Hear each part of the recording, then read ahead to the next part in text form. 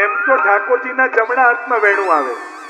એમ જોવા જાઓ તો હંમેશા પ્રભુ જમણા હાથમાં વેણું ધરે ને આપણે પણ ઘરે વેણું વેત્ર ધરતા હોઈએ તો જમણા હાથમાં આવે. શિંગાર સમયે, સંધ્યારતી સમયે, રાજભોગ સમયે વેણું આપણે ધરીએ. ઘણી વાર રાજભોગ, સંધ્યારતી વેણું વેત્ર આવે, અમુક સમયે ખાલી વેણુજી આવે.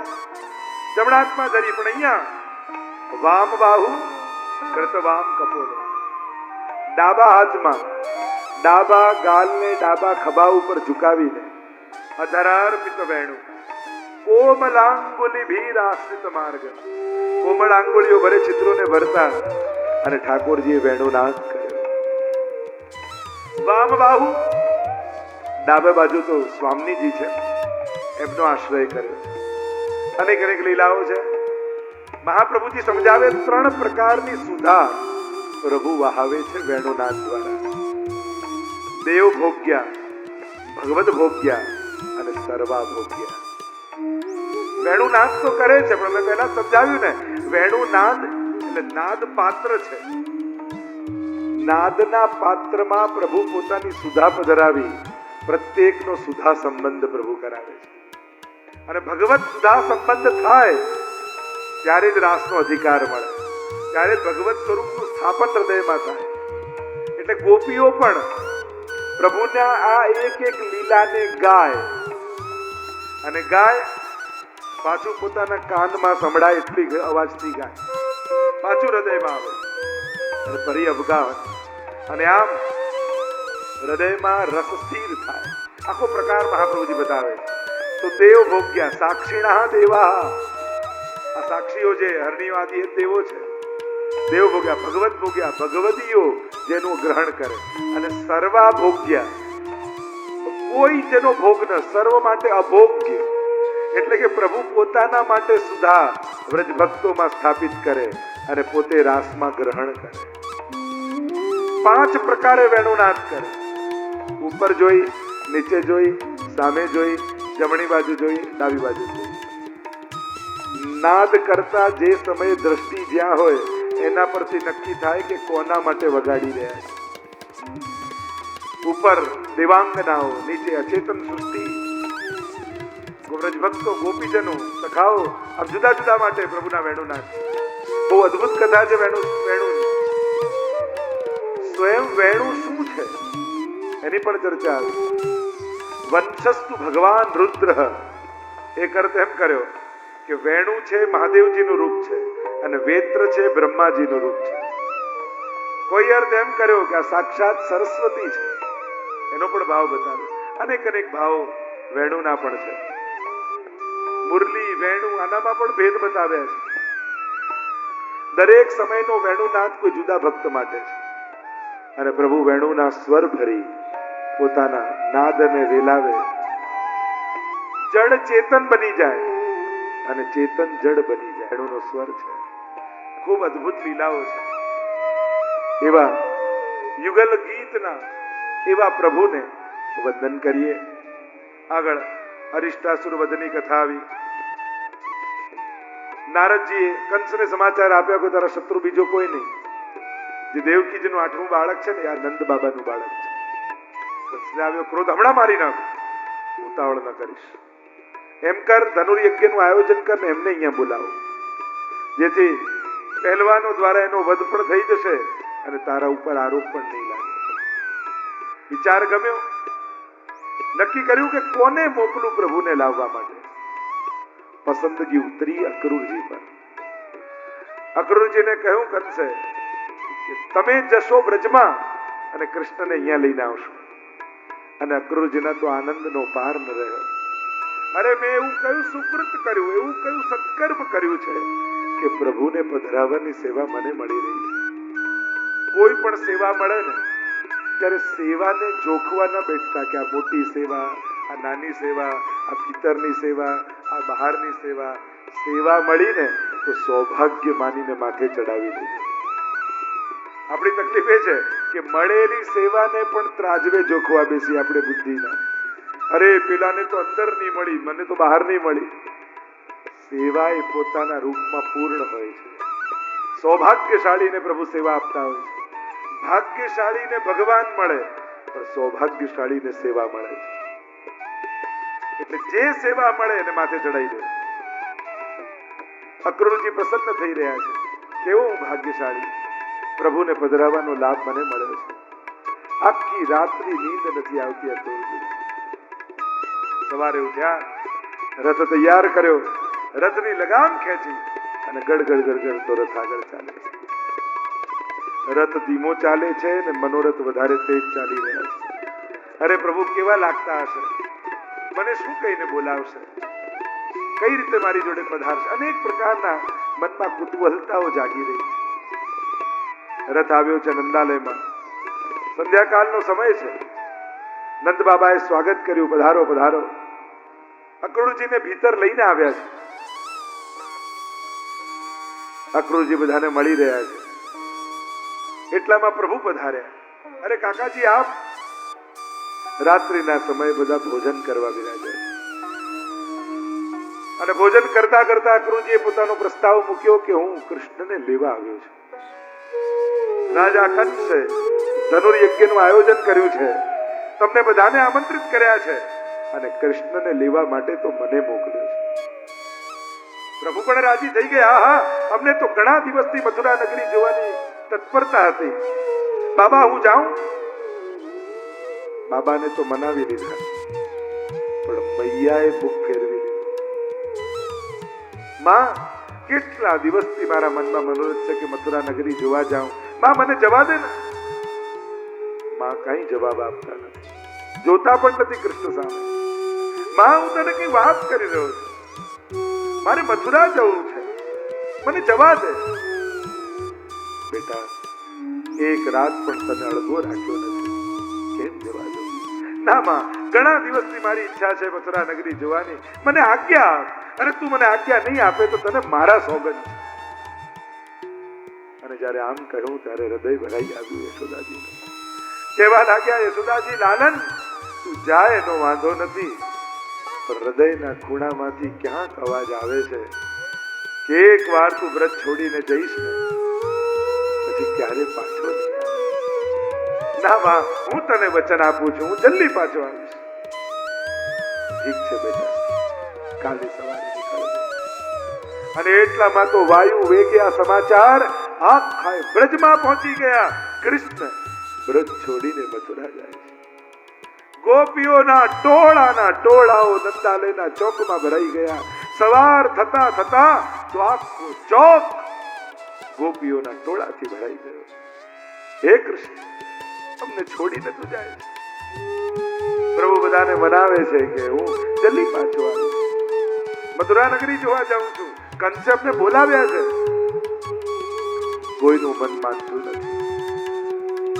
બધાને મનાવી પ્રભુ રથ પર સવાર થયા. અક્રૂરજીએ લગામ ખેંચી. ગોપીઓ કહે, અરે આ કોને આનું નામ અક્રૂર રાખ્યું? આ તો ક્રૂર છે, અમારી આત્માને લઈ જઈ રહ્યો છે. રડતી ગોપીઓ પ્રલાપ કરતા કરતા વિદાય કરે. અને પ્રભુનો રથ થોડો આગળ આવ્યો.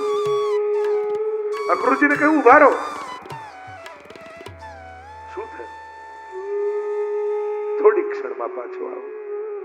અને જોયું તો નિકુંજના એક ખૂણા ઉપર રાધાજી રડી રહ્યા. પ્રભુ નીચે ઉતર્યા, રાધાની નિકટ આવ્યા. અરે બીજા કોઈ રડે તો સમજાય, રાધા તારી આંખમાં આંસુ. હા પ્રભુ, પણ હું ને તું જુદા થોડી છીએ, એક જ સ્વરૂપ છીએ. આંખીને એસી ટેવ પડી પ્રભુ, પણ આંખોને આપને જોવાની આદત પડી છે. હું સમજું છું બે જુદા નથી, પણ આ આંખોને કોણ સમજાવે? આ કાનને કોણ સમજાવે કે તારી વેણું સાંભળવાનું વ્યસન છે? તારા વગર જીવવું સંભવ નથી. દાદાજી કહેવા લાગ્યા, કૃષ્ણ એક વાત તને કહું? હા બોલ. આપણે બંને લગ્ન ન કરી શકીએ? કૃષ્ણ કહેવા લાગ્યા, રાધા આપણા બંનેના વિવાહ સંભવ જ નથી. પણ કેમ સંભવ નથી? કૃષ્ણ કહેવા લાગ્યા, લગન માટે બે જણા જોઈએ, હું ને તું તો એક જ છીએ. આપણે બંને બેમાં ભેદ થોડી છે. રાધા એ જ કૃષ્ણ છે, કૃષ્ણ એ જ રાધા છે. એકને પરણાવો કે રાધા રડીશ નહીં, હું તો કણ કણમાં છું. રાધા કહેવા લાગ્યા, તું કણ કણમાં ભલે હોય પણ એક જગ્યાએ તું નથી. અરે આ વિશ્વનું કોઈ એક ખૂણો એવો નથી જ્યાં હું ના હોઉં. રાધા કહે, એક જગ્યા છે ત્યાં તું નથી. કૃષ્ણ કે ક્યાં? રાધા કહે, મારા ભાગ્યમાં તું નથી. ભલે કણ કણમાં હોય પણ મારા નસીબમાં તું નથી. જા, તને વિશ્વની રક્ષા માટે, ધર્મની સ્થાપના માટે હું વિદાય આપું છું. ભગવાન રથ પર સવાર થઈ મથુરાથી આવેલા, મથુરા ગયા. વ્રજના કૃષ્ણ તો રાધાના હૃદયમાં સમાઈ ગયા. રથ ચાલ્યો છે મથુરા. મથુરા આવ્યા. અક્રૂરજી કે મારા ઘરે પધારો. પ્રભુએ કહ્યું, મધરામણી પછી રાખીશું, અમારે તો મથુરા નગરી જોવા જવું. મથુરા નગર કી ડગર में ચલ્યો જાત પાયો હરિહીરા. પ્રભુ ચાલ્યા છે અને મથુરાવાસીઓને સમાચાર મળ્યા કે કૃષ્ણ આવી રહ્યા છે. બધા ફૂલોની વર્ષા કરે છે, સુંદર રંગોળીઓ ભરે છે, કૃષ્ણનું સ્વાગત કરે છે. કૃષ્ણના પ્રસંગો વ્રજના મથુરાના ઘર ઘરમાં ગવાઈ રહ્યા છે. પણ સખાઓ મળ્યા એટલામાં સખાઓ આવી ગયા. પ્રભુ કહેવા લાગ્યા, ચાલો મથુરા નગરી જોવા. સખાઓ કે પણ આવા કપડા પહેરીને કેમ જવાય? થોડા સારા કપડા મળે, શહેરને યોગ્ય હોય તો આપણે જઈએ. કપડા લાવવા ક્યાંથી? એટલામાં કંસનો ધોબી જતો હતો. પ્રભુએ રોક્યો, ઉભા રહો, તું અમને કપડા આપીશ? અને પેલો ધોબી કંસનો જેમ તેમ બોલવા લાગ્યો. અરે તમે ગામડામાં રહેનારા લોકો આવા કપડા જોયા છે? રાજા કંસના કપડા છે, જાવ, નહીં મળે. જેમ તેમ બોલવા લાગ્યો એટલે પ્રભુ સમજી ગયા, આ તો રામા અવતાર વાળો ધોબી છે. અને એક થપાટ મારી ત્યાં જેનો ઉદ્ધાર થઈ ગયો. ફરી પોટલું ખોલ્યું અને કંસના કપડા, પજામો કાઢ્યો આટલો મોટો. સખાઓ કહે, લાલા તો કોઈ મંડપનો ગેટ લાગે છે. બે એક પાયમાં ઘૂસ્યા, બીજા બેમાં ઘૂસ્યા. પ્રભુ કહે, આ લોકોને ભાન નથી, કોઈ દરજી મળે તો કપડા ઠીક થઈ જાય. સામે એક દરજી બેઠો હતો. એને આવીને કહ્યું કે તું અમારા વસ્ત્રો ઠીક કરી આપીશ? બદલામાં શું આપશો? તારે શું જોઈએ છે? મને સારૂપ્ય મુક્તિ જોઈએ છે. એક વાર વસ્ત્ર સેવા કરી એને સારૂપ્ય મુક્તિ ભગવાને આપી તો જે નિત નવીન વાઘા પ્રભુને ધરે, ઠાકોરજી એને શું નહીં આપે? વસ્ત્રો સુંદર ખરીદી દીધા. કહ્યું કે હવે થોડો પુષ્પની માળા મળી જાય તો શિંગાર થઈ જાય. એટલામાં સુદામા નામનો માળી સામેથી આવે. તું અમને માળા આપીશ? બદલામાં શું આપું? શું જોઈએ છે? અનન્ય ભક્તિ પ્રભક્તોમાં જોઈએ છે. જા આપું. એક વાર માળાની સેવા કરી તો અનન્ય ભક્તિ મળી. જે રોજ ફૂલની માળા બનાવી પ્રભુને ધરે, ઠાકોરજી એને શું નહીં આપે? કહ્યું કે માળા મળી, વસ્ત્ર મળ્યા, ચંદન મળી જાય તો શિંગાર પૂરા થઈ જાય. એટલામાં ત્રિવક્રા વાંકી ચૂકી ચાલતી, હાથમાં બંને ચંદનના કટોરા લઈ સામેથી આવતી દેખાઈ. પ્રભુ બોલ્યા, સુંદરી, તું ચંદન અમને આપીશ? ઉપજાએ કહું, બોલ્યા એ કરી બતાવ તો હમણાં આપું. હું તો વાંકી છું, સીધી સુંદરી કરી દો.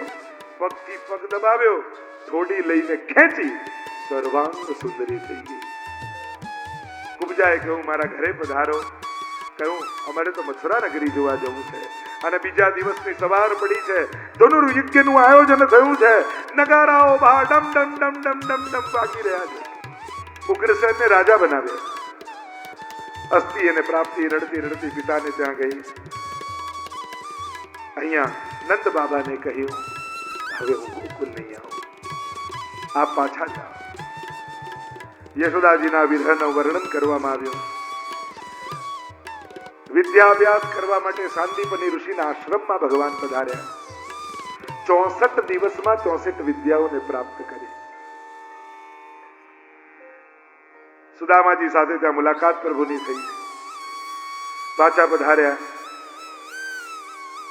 પ્રભુ બ્રજને ભૂલી શકતા નથી. જન્મદિવસનો એક દિવસ સમય આવ્યો. દૂર દૂરથી રાજા મહારાજાઓ વધાઈ આપવા માટે આવ્યા છે. આખો રાજ દરબાર ખચોખચ ભરાયેલો છે. આખી મથુરા નગરી શણગારવામાં આવી છે અને બધા પ્રતીક્ષા કરી રહ્યા છે. ભગવાન પધારે એટલે વધાઈ આપીએ, જય ઘોષ કરીએ. લાંબો સમય થયો, પ્રભુ પધાર્યા નહીં. ઉદ્ધવજી ચારે બાજુ ગોતવા નીકળ્યા કે પ્રભુ ગયા ક્યાં. બધા ઓરડાઓ ખોલી ખોલીને જુએ છે. શોધતા શોધતા છત ઉપર આવ્યા અને જુએ તો પ્રભુ બ્રજ તરફ દ્રષ્ટિ કરી અને આંસુ સારી રહ્યા છે. પ્રભુ, આવા મંગલ દિવસે આપની આંખમાં આંસુ આવું કેમ? બુદ્ધો મોહે બ્રજ વિસરત નહીં. બ્રજ ભૂલાતો નથી ઉદ્ધવ.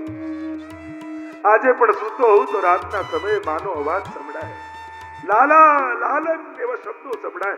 ચોકી ચોકીને જાગી જવું. મારી ગાયોની રડતી આંખો મને દેખાય છે ઉદ્ધવ. મારી રડતી ગોપીઓ મને દેખાય છે. મારા વિરહમાં ઝૂરી રહી છે.